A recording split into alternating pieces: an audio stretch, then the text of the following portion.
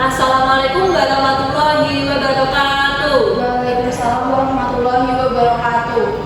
Selamat pagi anak-anak. Selamat pagi Bu. Gimana kabarnya? Alhamdulillah. Alhamdulillah, semoga kita semua sehat ya.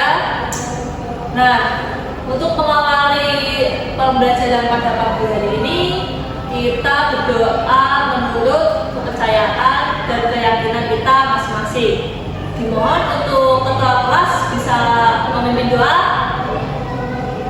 Berdoa mulai. Doa selesai. Nah, jadi anak-anak, siapa di sini yang masih ingat kemarin kita belajar tentang apa?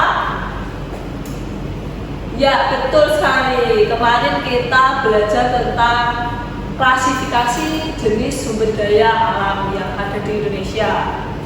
Ada yang tahu berapa jumlah jenis klasifikasinya? Ya, betul. Ada dua jenis, yaitu sumber daya alam hayati dan sumber daya alam non hayati. Ada yang bisa menjelaskan? Ya, bagus.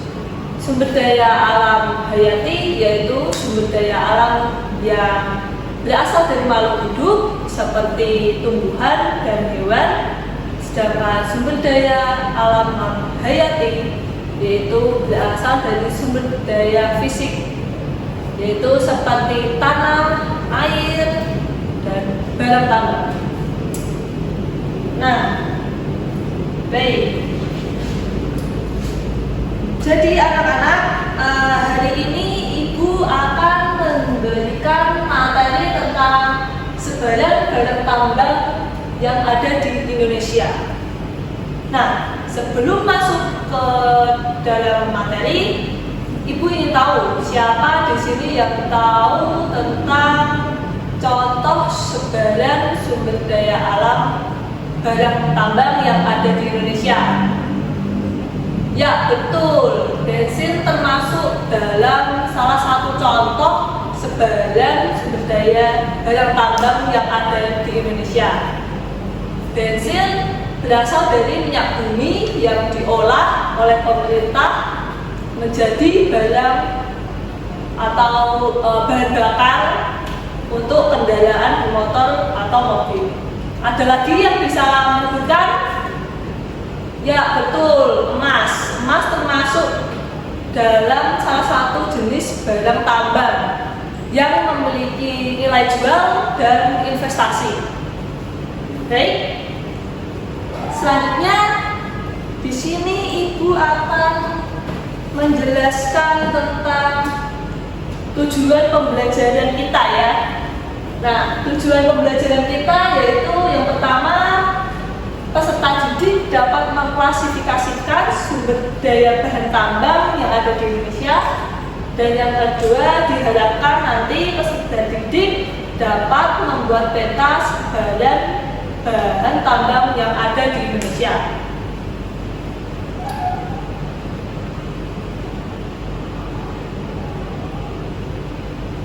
Baik, kemudian kita akan masuk dalam peta konsep sebaran barang tambang yang ada di Indonesia.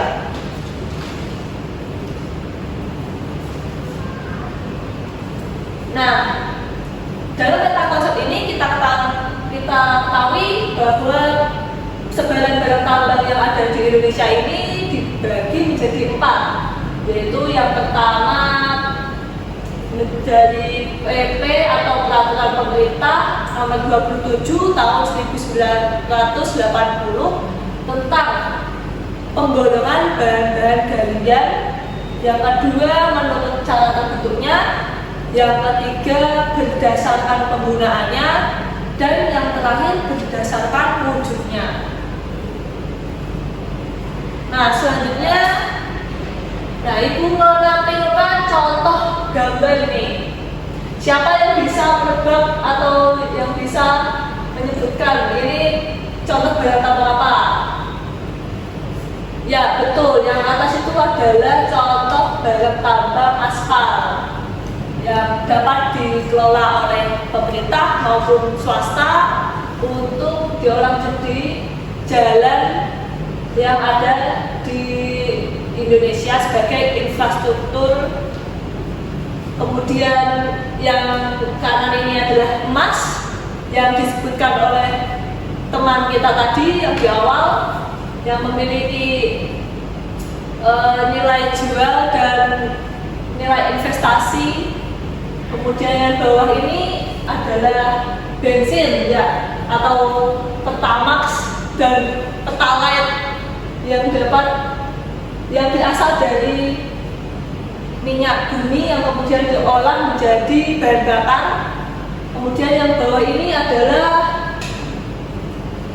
batu bara, ya betul, batu bara yang dapat diolah menjadi sumber daya listrik.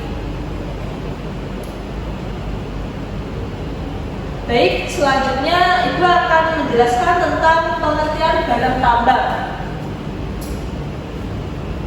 Barang tambang adalah sumber daya alam, baik berupa mineral maupun bukan mineral, yang berasal dari dalam bumi, yang membutuhkan waktu yang sangat lama, bahkan sampai berjuta-juta tahun, sehingga barang tambang termasuk dalam sumber daya alam yang tidak dapat diperbarui.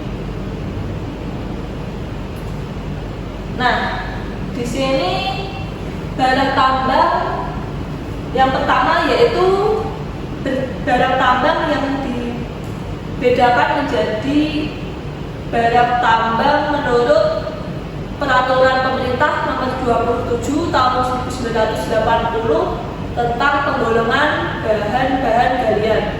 Yang pertama yaitu barang tambang golongan A atau strategis.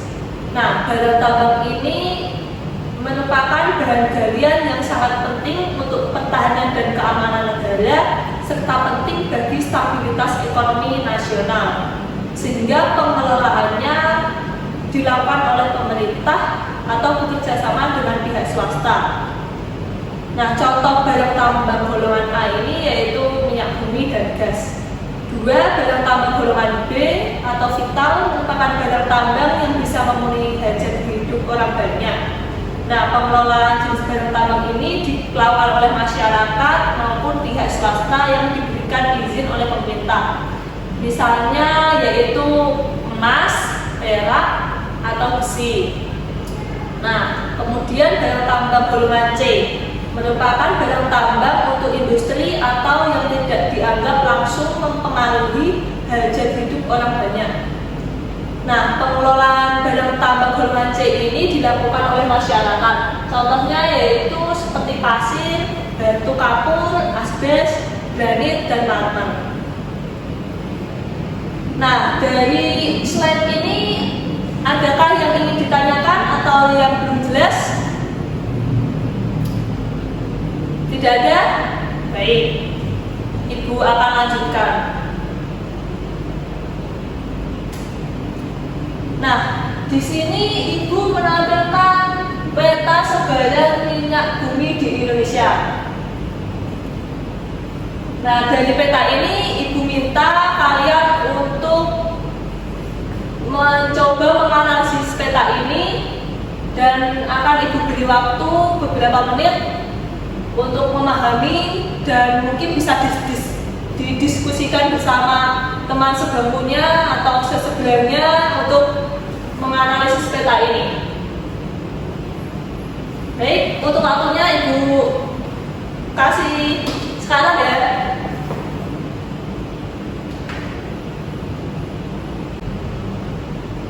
Bagaimana anak-anak? Sudah selesai apa belum? Baik, Ibu kasih waktu sedikit lagi untuk mendiskusikan peta ini.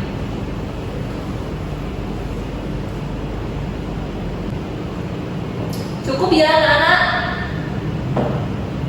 Sudah lama ini kasih waktunya. Ya, ada yang bisa mau berpendapat mengenai peta ini? Yang berani mengemukakan pendapatnya? Ya, coba. Ya, bagus sekali. Beri tepuk tangan untuk teman kita. Ada lagi yang ingin berpendapat? Ya, coba. Ya, bagus. Lagi close. Nah, baik, Ibu akan coba memberi penjelasan. Dari peta ini kita dapat mengetahui peta sebaran minyak bumi yang ada di Indonesia. Nah, peta ini menjelaskan tentang cadangan minyak bumi yang ada di Indonesia dari Aceh, Sumatera Utara, Sumatera Tengah, Sumatera Selatan, Jawa Barat, Jawa Timur, Kepulauan Natuna, Kalimantan, Sulawesi, Maluku, dan Papua. Baik, ada yang belum jelas mengenai peta ini? Jelas semua ya? Baik. Nah, selanjutnya Ibu mau memberi hadiah ini untuk anak-anak. Hadiahnya yaitu tugas kelompok. Gimana? Suka sama tugasnya? Suka dong, biar pinter ya. Baik, tugas ini akan Ibu jelaskan yaitu tugas kelompok mengenai buatlah peta sebaran barang tambang di Indonesia berdasarkan peraturan pemerintah nomor 27 tahun 1980, yaitu tadi ada barang tambang golongan A, golongan B, dan golongan C. Nah, peta ini nanti tiap kelompok wajib berbeda dalam memilih jenis barang tambangnya ya. Nah, tugas ini nanti akan dipresentasikan di pertemuan minggu depan. Nanti kelompoknya akan Ibu bagi setelah pembelajaran ini. Bagaimana? Sudah jelas belum tugasnya? Jelas ya? Baik. Nah, untuk mengakhiri pelajaran ini, Ibu ingin tanya kesimpulan dari pembelajaran pagi hari ini. Kita dapat mengetahui sebaran barang tambang yang ada di Indonesia. Ada yang bisa menyimpulkan? Ya, bagus. Jenis barang tambang yang ada di Indonesia dibagi menjadi 4 jenis, yaitu tadi ada barang tambang menurut PP nomor 27 tahun 1980, kemudian ada menurut cara terbentuknya, kemudian ada berdasarkan penggunaannya, dan yang terakhir berdasarkan wujudnya. Bagaimana? Jelas semuanya ya? Alhamdulillah. Oke, untuk pertemuan selanjutnya kita nanti akan membahas tentang sebaran sumber daya alam kehutanan yang ada di Indonesia.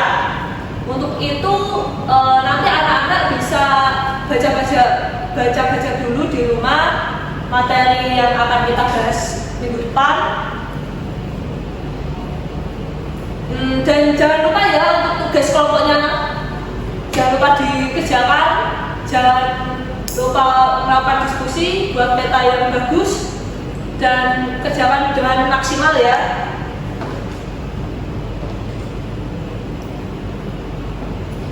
Baik anak-anak, sebelum kita akhiri pelajaran hari ini, kita tutup dengan doa bersama-sama. Dimohon untuk ketua kelasnya bisa memimpin doa. Doa mulai. Doa selesai. Baik anak-anak, terima kasih atas perhatiannya. Mohon maaf apabila Ibu ada salah kata. Wassalamualaikum warahmatullahi wabarakatuh. Waalaikumsalam warahmatullahi wabarakatuh.